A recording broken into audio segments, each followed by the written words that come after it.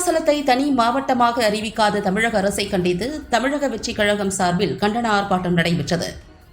கடலூர் மாவட்டம் விருத்தாசலத்தை தனி மாவட்டமாக அறிவிக்க கோரி பல்வேறு அமைப்பினர் போராட்டம் நடத்தி வந்தனர்.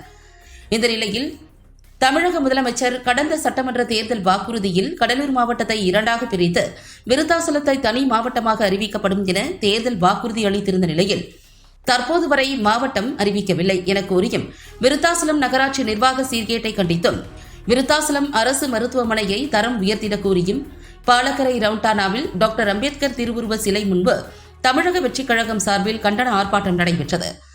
கடலூர் மேற்கு மாவட்ட செயலாளர் EMR விஜய் தலைமையில் பெண்கள் உட்பட 300க்கும் மேற்பட்ட கட்சி தொண்டர்கள் கலந்து கொண்டு தமிழக அரசை கண்டித்து கண்டன ஆர்ப்பாட்டத்தில் ஈடுபட்டனர். இதில் பெண்ணாடம் பொன்னேரி ஒன்றிய கவுன்சிலர் அபி பத்மாவதி, இளைஞரணி மாவட்ட அமைப்பாளர் வெங்கடேசன், மாவட்ட துணை அமைப்பாளர் சக்திவேல், பெண்ணாடம் நகர செயலாளர் முத்து ஆகியோர் கலந்து கொண்டு தங்களது கண்டனத்தை பதிவு செய்தனர்.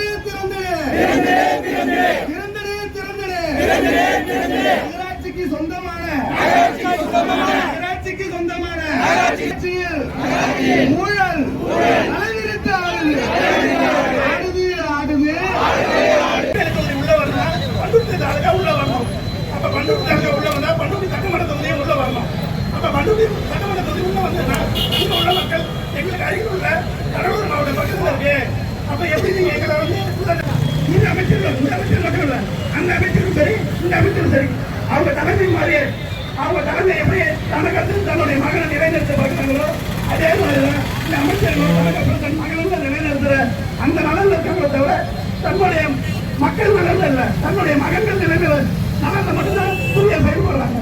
சரி, மாவட்ட